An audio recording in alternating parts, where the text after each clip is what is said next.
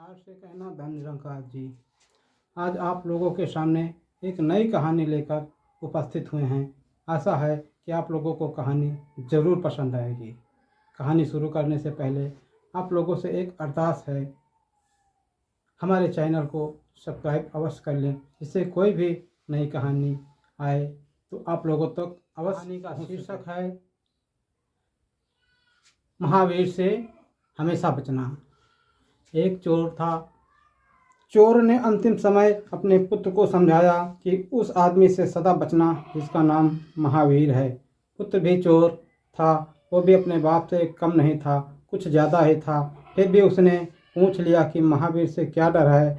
बाप बोला कि मैं तुमसे जो कह रहा हूँ उसे मानो, नहीं तो अपना धंधा रुक जाएगा, मेरी सारी मेहनत बेकार हो जाएगी।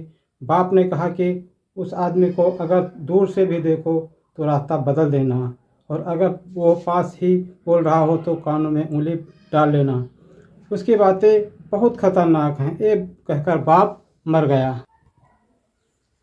बेटे ने बाप की हिदायतों का पूरा पालन किया और अपने धंधे में खूब तरक्की की। एक दिन भूल हो गई, क्योंकि रास्ते के उस पार वन में महावीर दिखाई दे गए। वो जल्दी से भागा, लेकिन अचानक ही महावीर ने बोलना शुरू कर दिया। उस चोर ने कानों में उंगली भी दी, लेकिन आधा वाक्य कान में पड़ ही गया। महावीर उस समय मृत्यु के बाद की स्थिति के बारे में बता रहे थे।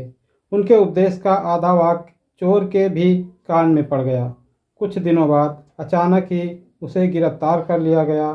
सिपाहियों ने उसे सच्चाई उगलवाने के लिए नए नए हथकंडों का इस्तेमाल किया, परंतु उससे कुछ भी उगलवा ना पाए। सबको मालूम था कि अपराधी वही है, फिर भी कोई प्रमाण न जुटा पा रहे थे। अचानक ही उन्होंने एक तरकीब सोची। उसे गहरी बेहोशी की दवाइयाँ दी गई। कई दिनों तक बेहोश रखा गया। उसे ऐसी जगह ले जाया गया जो कि उसने पहले कभी नहीं देखी थी। फिर के पास भेजा। उन्हें पूरा भरोसा था कि इतने दिनों की बेहोशी के बाद वो अवश्य अपनी भूल को स्वीकार कर लेगा, अपनी मृत्यु स्वीकार कर लेगा। उन युवतियों ने उससे कहा कि वे यमराज की सेवकाएं हैं तथा उन्हें उस चोर को उसके कर्मों के अनुसार स्वर्ग या नरक में ले जाने का आदेश मिला है। उन्होंने कहा कि तुम सच अपने कर्मों के बारे में बता दो, अगर तुमने नहीं बोला तो हम तुम्हें स्वर्ग ले जाएंगी, और अगर तुमने सच नहीं बोला तो नरक में जाना होगा।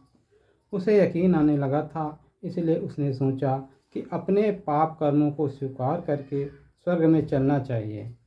बचाव का यही उसे एकमात्र मार्ग दिखाई दे रहा था, परंतु उसे ये भी ध्यान आ रहा था कि कहीं उससे धोखा न किया जा रहा हो। महावीर की कही हुई बात अचानक ही उसके दिमाग में कौंध गई। उन्होंने कहा था कि यमलोक के सेवकों के पैर उल्टे होते हैं। उसने ध्यान से उन युवतियों के पैरों की ओर देखा। उनके पैर ठीक वैसे ही थे जैसे सब लोगों के होते हैं। उसे यकीन आ गया कि जरूर उससे धोखा किया जा रहा है। वो बोल उठा, बात तो आपकी ठीक है, मौका भी बहुत बढ़िया है स्वर्ग में जाने का, लेकिन कोई पाप तो किया नहीं है, इसलिए क्या कहूँ। वे युवतियाँ हैरान रह गई। सब जानते थे कि चोर वही है। बहुत मुश्किल से हाथ आया था, इसलिए अधिकारी चूकना नहीं चाहते, लेकिन कोई प्रमाण नहीं था।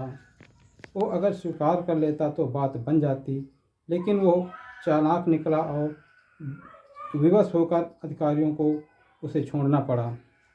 वो सोचने लगा कि अगर उसने सच्ची बात बता दी होती तो न जाने उसे मौत की सज़ा मिलती या आजन्म कैद होती।